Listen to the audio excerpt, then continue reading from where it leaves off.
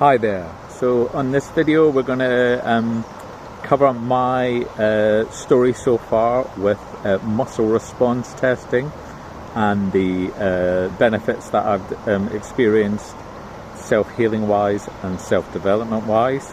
Sometimes this technique is known as kinesiology muscle testing. Sometimes people call it dowsing, and there may well be other numerous ways in which you might comment this technique and approach is known by. Ultimately, I would summarize it is that you use your body as a way to muscle test with either your subconscious mind, or you also can use it as a way to ask questions direct to the field of consciousness of divine source. So those are two fairly expansive kind of things in your self-development toolkit I would offer up, but they may require you to step away from conventions of understanding yourself that might be established from your mainstream education.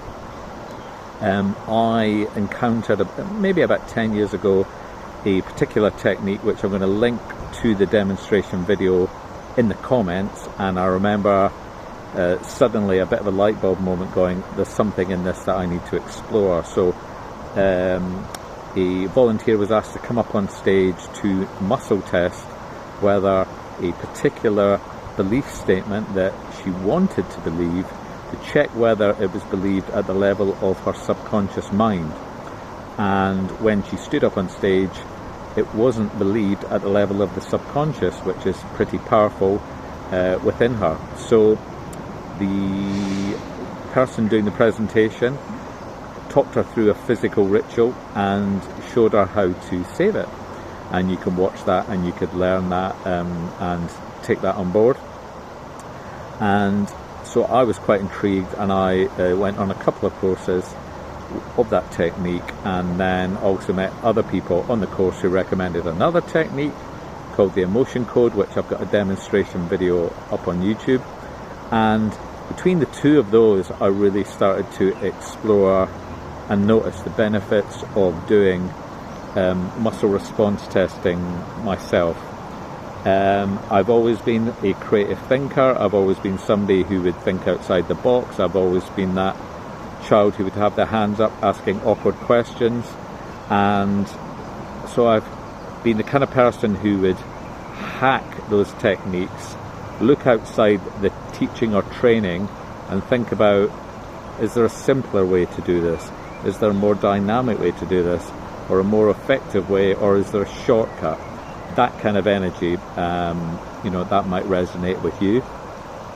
And once I kind of learned how to muscle test beliefs in my subconscious mind, I was kind of like, that was one eye-opening moment. And then I also then realized that when you release trapped emotions and clear trapped emotions with therapeutic magnets or with your hands, as we're electromagnetic beings, you can do it with your hands as well. Once I started to do that, I really noticed initially some quite big shifts. Frequently when I would release trapped emotions, I would be fatigued and tired afterwards. And then if I had a good sleep, or I would then notice it was like an energetic weight vibrationally off my shoulders. That's how I would describe it. Anybody who's done this type of work may well recognize what I'm talking about.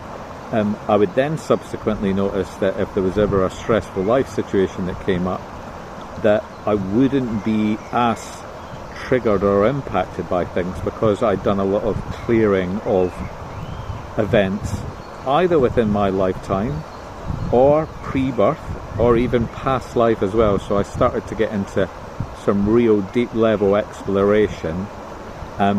If I was reading a book that was got me thinking, I would always then think, is there a way that I can resolve this? So by example, once I was reading something online that was about past life contracts, and that this is a concept, and it resonated with me that this might be something that was something to explore. I considered buying a book on past life contracts, which looked like it had loads of really complex steps. And then I just thought creatively, well, is there a simpler way to do this? Do I have the knowledge within me to figure out a strategy to do so? And I got the answers back via muscle testing that yes, I could do so. And then I figured out how to approach releasing past life contracts. So that's like indicative of my way of thinking. You know, I will see myself as limitless. It's only my thoughts that are going to restrict how I approach things, and so I kind of open up to getting messages, and messages come through, and I'm then able to explore things. And I think what I've noticed over time is that as well as that sense of things, kind of a weight coming off your shoulders, which I would relate to things being released from your etheric field that surrounds you. I've noticed that I speak and think differently in an enhanced way. I know I've got increased speed of thought, increased positive relationship with my intuition. I'm able to see patterns in the world. And then I had a discovery when I kind of really realized that the depth of some of these strategies is when you can ask questions to divine source, the field of consciousness that exists out there. You can ask questions direct to act like your own fact-finding technology. You're not. It's a bit like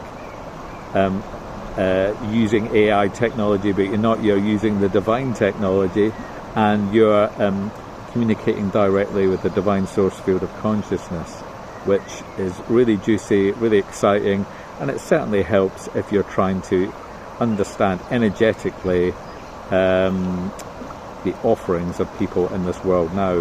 You can check whether they're aligned with fear or love, whether they're involved in organizations, cults or secret societies, or what their affiliations are, and it can help you filter out who you expose yourself energetically to, and it can help increase your vibration, and everything is vibration. So it's really fascinating on that level.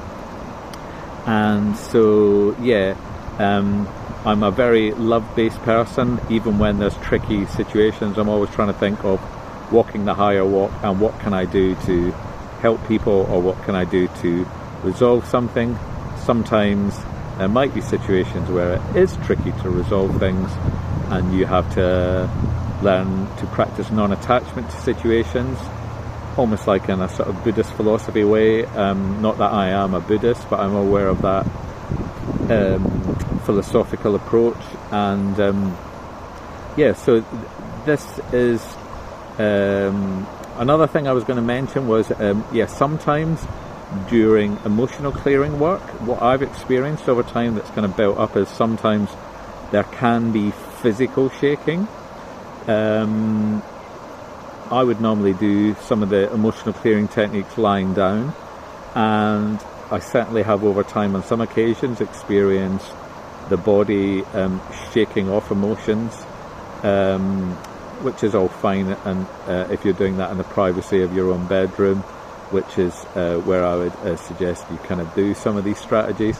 But frequently animals in the wild, they shake off trauma, and then they go about their business because they've managed to do that, and that exists as an effective strategy in the animal world. But perhaps when it happens with energy healing techniques, it is part of that similar thing. But I think when you clear events from your life, or you've got the opportunity to also clear events prenatally whilst in the womb, or events from past lives, when you do that, you create more energetic space for things to happen in this lifetime. You're more settled, you're more balanced, you're more alert, you're more self-aware, you're more able to engage in the relationships that you're in, and there's lots of fantastic benefits. Sometimes also there can be things that you don't understand, and you can use a technique called the Wonder Method to explore clearing in non-logical ways. So I tend to apply a mix of logic, intuition, and childhood wonder when I'm kind of in the mix of self-development, and those are the things that I feel resonate with me because of my how I'm wired and how my internal mental makeup comes from my childhood.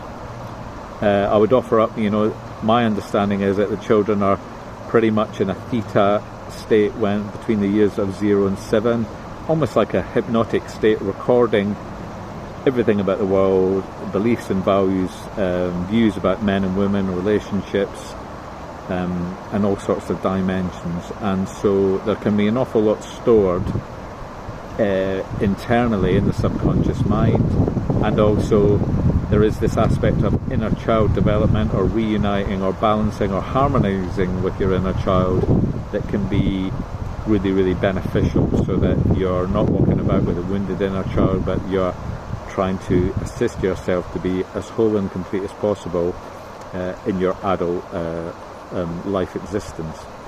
So I think for now, whilst I'm sat here next to this beautiful river in Wales near where I live, that's it as a sort of intro video. I've tried to freestyle and flow through lots of what I consider interesting, beneficial things, give you a bit of a flavour and vibe of who I am and what my journey's been. If you've got any questions that you would like to ask me, do so in the chat box in the thread below, or you can email me directly via my website, and I'd love to help you if you've got any questions or inquiries. So thanks for watching.